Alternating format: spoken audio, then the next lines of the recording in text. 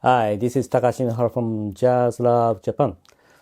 Today I just want to feature one album which I think is interesting you guys. And the album is this.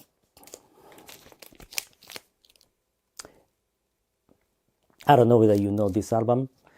This is the Pat Moran. This is Pat Moran on Audio Fidelity, you know.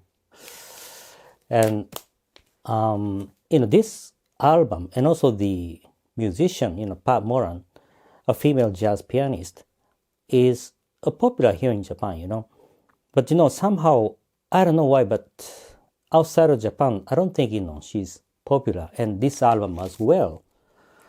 Because, if you look at the reissues of this album, very few reissues are there on the market, outside of Japan. But here in Japan, this album was reissued, as far as I know, 4 times. Yeah, 4 times. And this is one of them. And, the bassist here present is the legendary bassist, Scott Lafaro, on the bass. And on the credit here, there is no name for the Scott Lafaro. I don't know why, but, obviously, with his interview in the past, he was there. Yeah, he's the one, playing the bass here in this album. So, Scott Lafaro on bass here. And this is a, trio album, a bass and piano as a, Pat Moran and drum. And it's a great, great album. And I think, first this album was reissued in the 70s, 2 times by the Teichiku Japan. But the different jacket and a different title. I think the title is the legendary Scott Lafaro. So instead of featuring the Pat Moran as a leader, as a pianist, they featured Scott Lafaro. I think because of the popularity of Scott Lafaro, as basis for the Bill Evans, as you know. But the contents there, the legendary Scott Lafaro by the Teichiku Japan reissue, the same, And when it comes to the 80s, this is the one, the Century Records Japan reissued this one. But this is the original jacket design, on the Audio Fidelity. And so as I said, they use the original jacket design and also the original label design here. And stereo. And the pressing and the sound quality are amazingly superb. Really, really superb. And, if you look at the sleeve quality as well, they use the high quality thick paper and very shiny, finishing. And the fonts and everything, I think, is just perfect. So it's a great reissue. But as I said, outside of Japan, this reissue or the album as a whole is not that popular, it's not that known to jazz collectors. I don't know why, but, this is underrated. And as I said, this is a great, great jazz pianist album, piano trio album, I mean.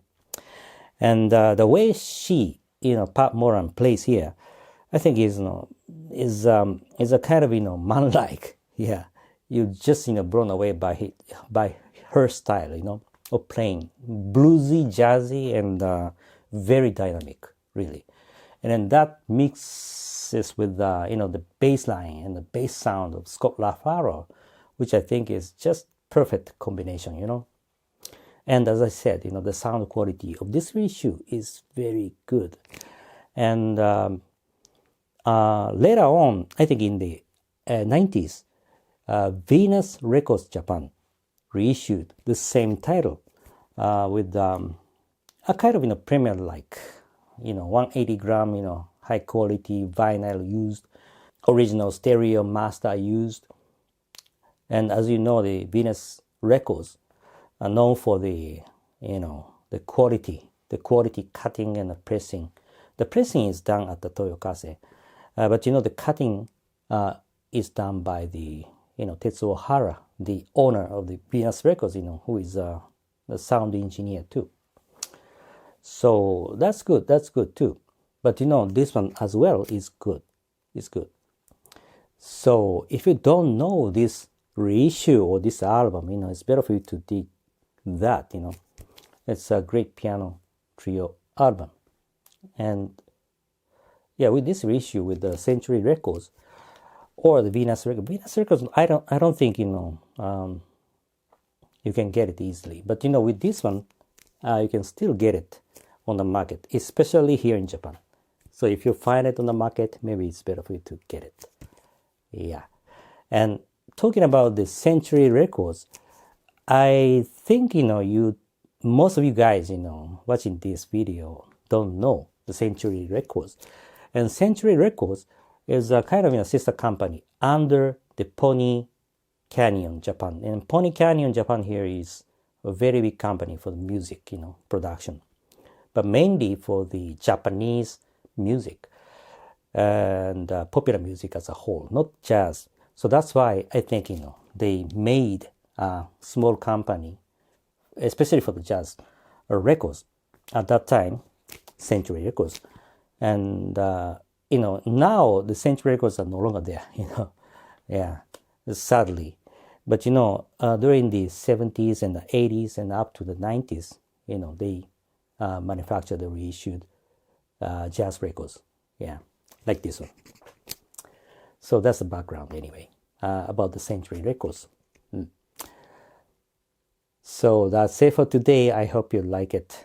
And anyway, there are many things I want to cover, for the Japanese jazz reissues and the pressings, one by one, And if you have any kind of, question or maybe the topic that you want me to, cover, just let me know down below, in the comment section. Okay. Lastly, I was keep on saying that please continue staying safe, healthy, and thank you for supporting us, doing business with us. Thank you very much. I'll see you next time.